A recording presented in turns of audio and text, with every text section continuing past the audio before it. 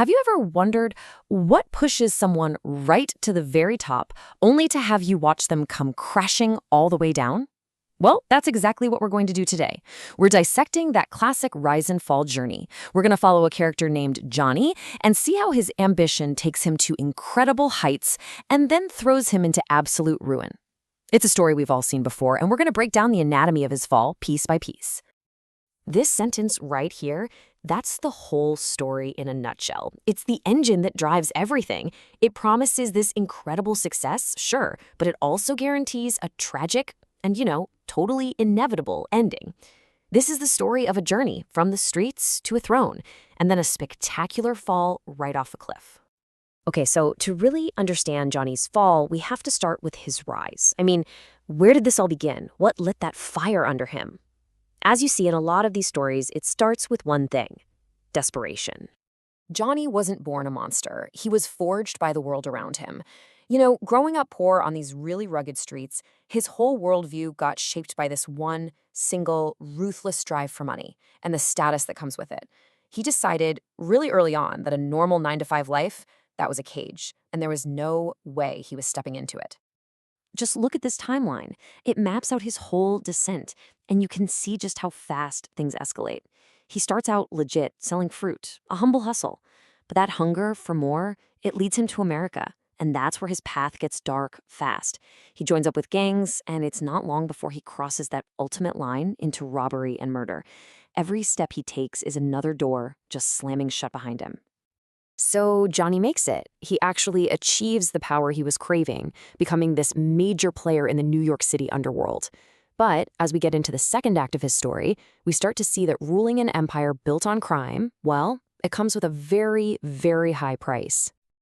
If you had to boil Johnny's entire character down to just one word, this would be it: greed. It's his superpower and his kryptonite all at once. It's what makes him ruthless enough to climb that ladder, but it's also the fatal flaw that just completely blinds him to the consequences of his actions. And his greed took him way beyond petty theft. We're talking about double-crossing his business partners, the very people who helped him rise. He even kills family members if they stand between him and more money. And here's the really crucial point. While he's busy building his empire, he's also building a very long list of very powerful enemies. And this is the question, right? It's what hangs over every character like Johnny. When you rule through fear and betrayal, your kingdom is basically built on sand. The walls start closing in, he becomes a target for everyone, and eventually he's forced to run. So he flees New York. He heads to Canada for this desperate shot at a second act. He has to start completely from scratch, with none of the resources or the reputation he once had.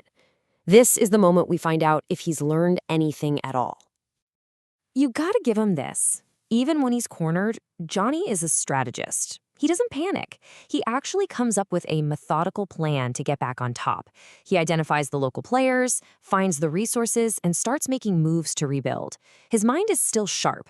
His character, though, that's a different story. And the tragic answer is, he's learned absolutely nothing.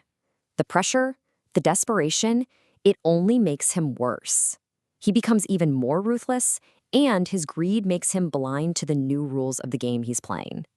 He makes this huge mistake of thinking the same tactics that worked for him in New York are going to work here. And that brings us to the final act, the collapse.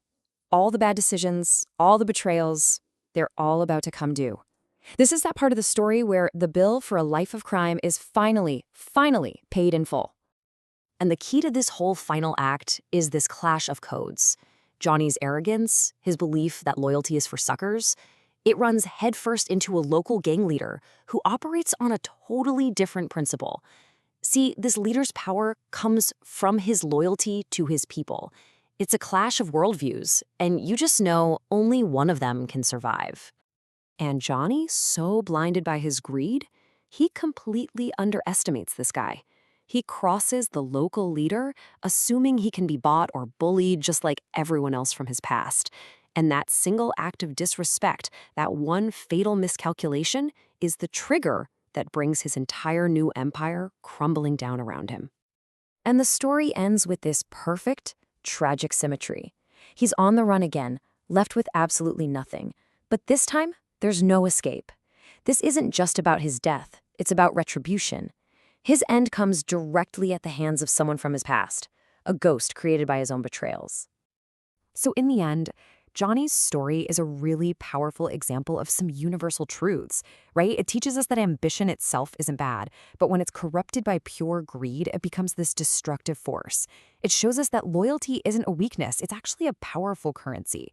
And most importantly, it's a stark reminder that nobody can outrun their own choices forever.